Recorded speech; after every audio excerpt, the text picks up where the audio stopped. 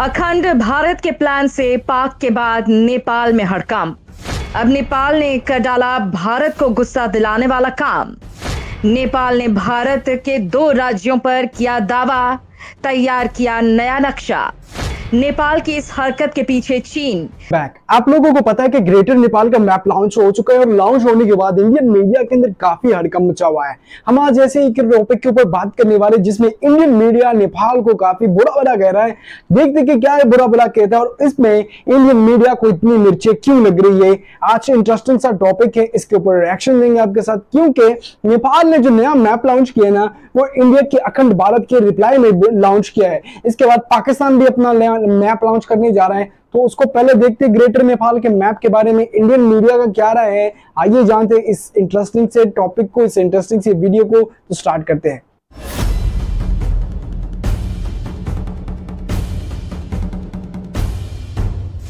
अखंड भारत के प्लान से पाक के बाद नेपाल में हड़कंप।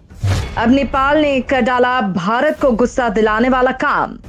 नेपाल ने भारत के 2 राज्यों पर किया दावा, तैयार किया नया नक्शा।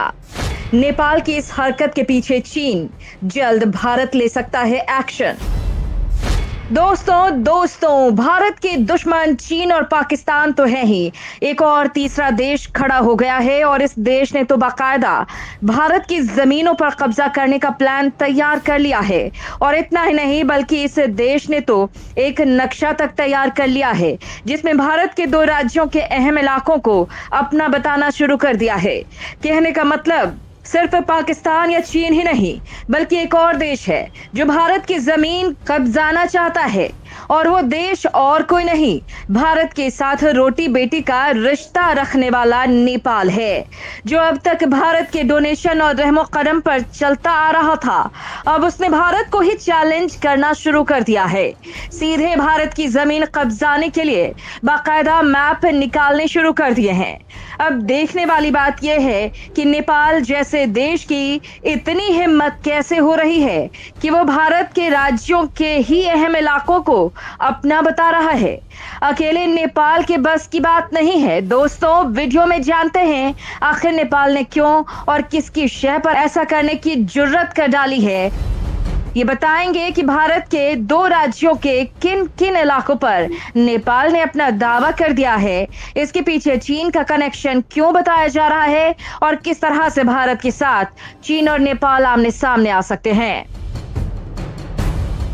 भारत के 2 राज्यों के अहम इलाकों पर नेपाल ने कर डाला अपना दावा।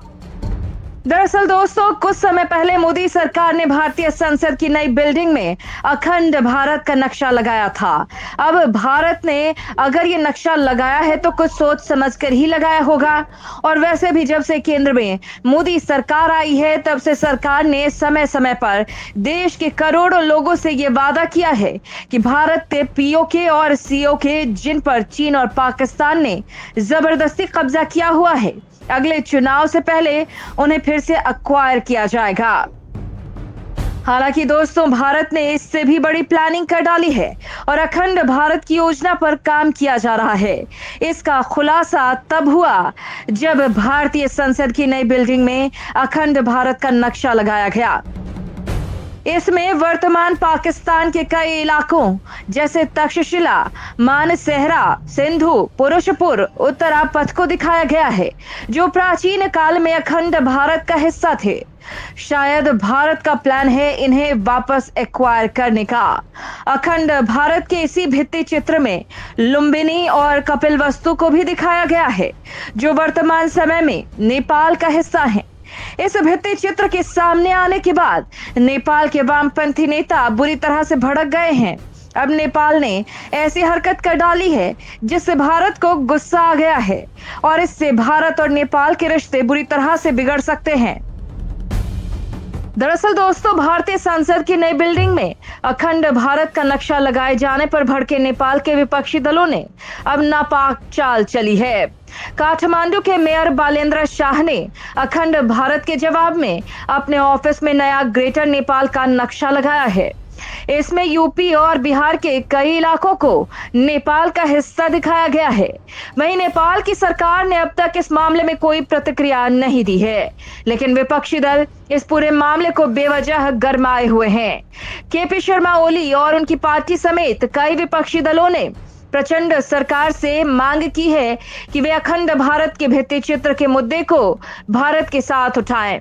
इस बीच भारतीय विदेश मंत्री एस जयशंकर ने आज एक बार फिर से साफ किया है कि नक्शा सम्राट अशोक के साम्राज्य को दर्शाता है। दरअसल दोस्तों, काठमांडू के मेयर इस समय बेंगलुरु में हैं और अपनी पत्नी का इलाज करा रहे हैं। उन्होंने अपने भारत दौरे से पहले इस नक्शे को अपने कार्यालय में लगवाया था। एक समय में नेपाल का साम्राज्य पूर्व में तीस्ता से लेकर पश्चिम में सतलुज नदी तक फैला हुआ था। हालांकि ब्रिटेन के साथ युद्ध के बाद नेपाल को यह बड़ा इलाका गंवाना पड़ा था। इस युद्ध के बाद मेची से लेकर तीस्ता और महाकाली से लेकर सतलुज तक का इलाका हमेशा के लिए भारत का अंग हो गया था। नेपाल ने जो नया नक्शा तैयार किया है उसमें उसने यूपी के गोरखपुर और उससे लगता इलाका और साथ ही बिहार के कई इलाकों पर नेपाल का दावा बताया है। नेपाली मेयर के कार्यालय में लगे ग्रेटर नेपाल के नक्शे में पूर्व में तीस्ता और पश्चिम में कांगड़ा तक का भारतीय इलाका दिखाया गया है। यही नहीं, नेपाल में अब ये मांग उठ रही है कि इन इलाकों को नेपाल को वापस किया जाए।